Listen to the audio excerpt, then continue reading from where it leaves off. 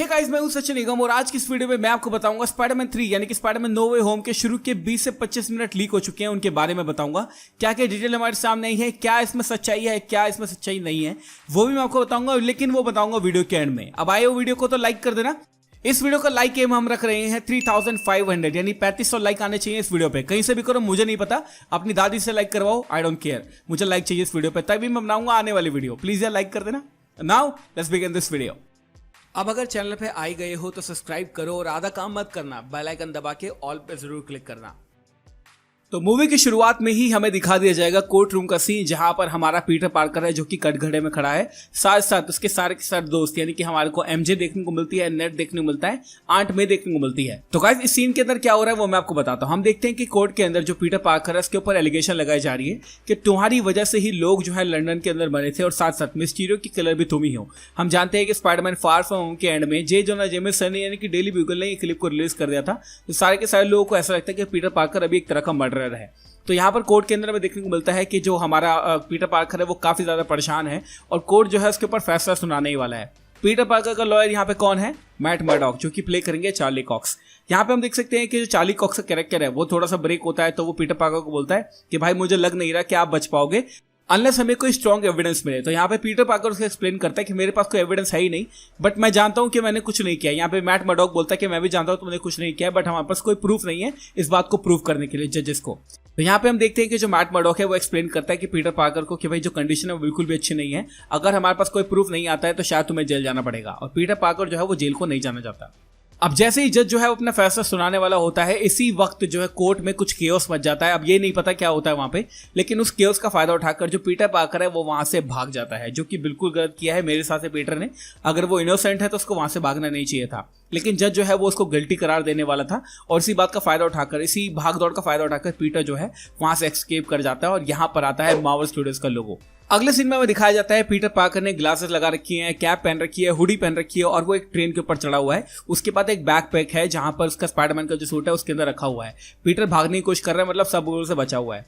थोड़ी देर बाद वो क्या देखता है, उसी ट्रेन के ऊपर दो बंदे चढ़ते हैं, यानी कि एक एमजे और एक नेड। और वो जैसे ही चढ़ते हैं तो पीटर पार्कर थोड़ा परेशान होता है, लेकिन वो देख लेता है कि ये मेरे दोस्त हैं। यहाँ पर आकर एमजे और नेड जो है उसको एक्सप्लेन करते हैं कि तुम कहाँ घूम रहे हो। तो पीटर जो है वो पूछता है उनसे कि तुम्हें यहाँ पे नहीं होना चाहिए था और तुमने मुझे ढूंढा कैसे। तब वहां पर एमजे जो है उसको एक्सप्लेन करते हैं कि हमने डॉक्टर स्ट्रेंज की हेल्प की। डॉक्टर स्ट्रेंज ने एक पोर्टल खोला, उस पोर्टल में से हमने तुम्हें ढूंढ लिया है और सिंपली पीटर तुमने कुछ नहीं किया है तो तुम्हें छुपना भी नहीं चाहिए। लेकिन यहाँ पर पीटर पार्कर एक्सप्लेन करता है कि मेरे पास कोई प्रूफ नहीं है, तो मुझे अपनी जान को बचाने के लिए, और मैं जेल नहीं जाना चाहता, अपनी जान को बचाने के लिए मुझे बाहर ही भागना पड़ा और मैं जब तक बाहर रहूंगा जब तक मुझे कोई एविडेंस नहीं मिल जाता। अगले सीन में हमें देखने को मिलता है कि एमजे उसको एक्सप्लेन करती है कि जब से तुम भागे हो, जब से कोर्ट, पुलिस और जितने गवर्नमेंट की एजेंसी है वो सारे के सारे स्पाइडरमैन को ढूंढने में लगे हुए हैं। यहाँ तक कि वो लोग हमारा इंटरोगेशन भी कर रहे हैं, यानी एमजे का, नेड का, एंट मे का और उसके सारे सारे दोस्तों का, कि एक्चुअली में पीटर पार्कर गया कहाँ है। और ऑब्वियसली होगा भी यही, अगर वो भाग जाएगा तो कुछ लोग से इंटरोगेशन तो होगा ही होगा।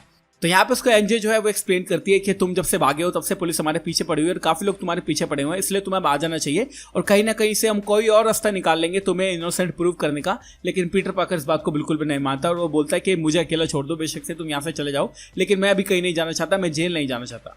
उसके बाद हमें दिखाया जाता है कि जो पीटर पार्कर है और हमारी एमजे है और नेड है वो तीनों साथ हो जाते हैं और पीटर बोलता है कि मैं घर तो जा नहीं सकता और तुम लोग भी घर नहीं जा सकते, तो कुछ हमें करना पड़ेगा।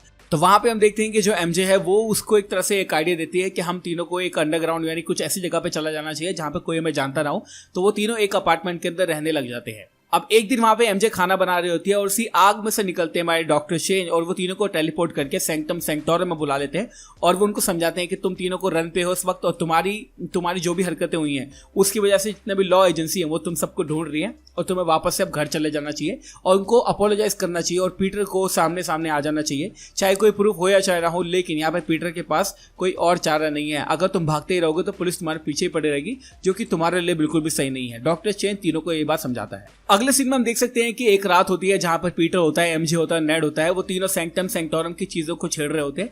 तो वहां पे पीटर को एक ग्लोब मिलता है, यानी हम जो ग्लोब इस्तेमाल करते हैं वैसा ही ग्लोब मिलता है। जैसे ही वो उस ग्लोब को स्पिन करता है तो हमें बहुत सारी अर्थ दिखाई जाती है, यानी बहुत सारे यूनिवर्स दिखाए जाते हैं। हम देख सकते हैं कि 7-8 यूनिवर्स हमें देखने को मिलते हैं इस पूरे के पूरे ग्लोब से और पीटर जो है और एमजे जो है वो नेड है बहुत ज्यादा एकदम आश्चर्यचकित हो जाते हैं और वो ओ ये क्या हो रहा है ऐसा कुछ करके इस तरह का कोई डायलॉग बोलते हैं।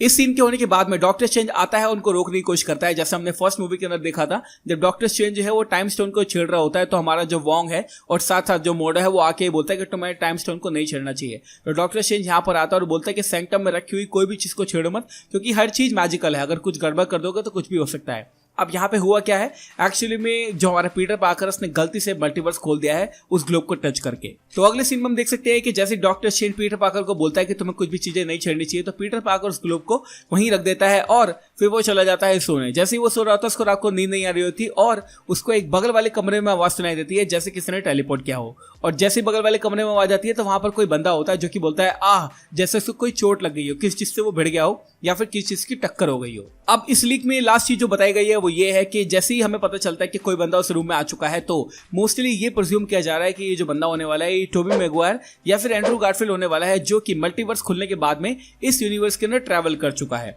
यानी जब पीटर पार्कर हमारा टॉम हॉलैंड का पीटर पार्कर है, जब वो ग्लोब को छेड़ रहा था तो उस वक्त मल्टीवर्स खुल गया और उस मल्टीवर्स की रिफ्ट का इस्तेमाल करके, उस पोर्टल का इस्तेमाल करके टोबी मैगवायर या फिर एंड्रू गारफील्ड उस अर्थ से इस अर्थ पर आ गया और सैंक्टम सैंक्टोरम के अंदर ही तुरंत टेलीपोर्ट हो गया है। अब टू बी ऑनेस्ट, मेरे पास जितने भी लीक आए हैं गाइस पास्ट के अंदर, मुझे काफी ज्यादा अच्छा लग रहा है और मैं आपको इसके ऊपर अपने वर्डिक्ट बताऊंगा, बट कुछ पॉइंट्स के ऊपर हम बात करते हैं। फर्स्ट ऑफ ऑल, जितने भी लीक मुझे मिले हैं अभी तक उनसे बहुत ज़्यादा डिफरेंट है। मतलब मुझे जितने भी लीक मिले हैं, मेरे पर्सनल सोर्स हो, चाहे रेडिट हो, चाहे कोई और हो, उन सब से ये बात बिल्कुल डिफरेंट है और कहीं ना कहीं थोड़ा सा सेंस बनाती है।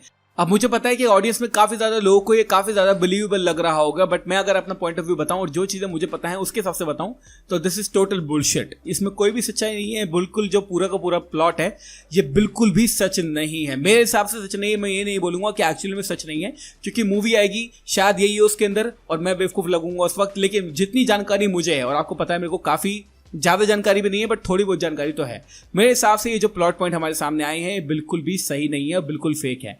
हो सकता है शुरुआत का जो सीन है जहाँ पे कोर्ट के अंदर पीटर पार्कर है, मैट मर्डॉक यानी कि चार्ली कॉक्स हैं, साथ साथ अंत में है, और ये केओस वाला सीन जहाँ से पीटर पार्कर भाग जाता है, ये सही हो। बट बाकी जितने भी सीन मुझे इस लीक के अंदर देखने को मिलेगा वो सारे के सारे सीन जो है वो बिल्कुल भी बिलीवेबल नहीं है।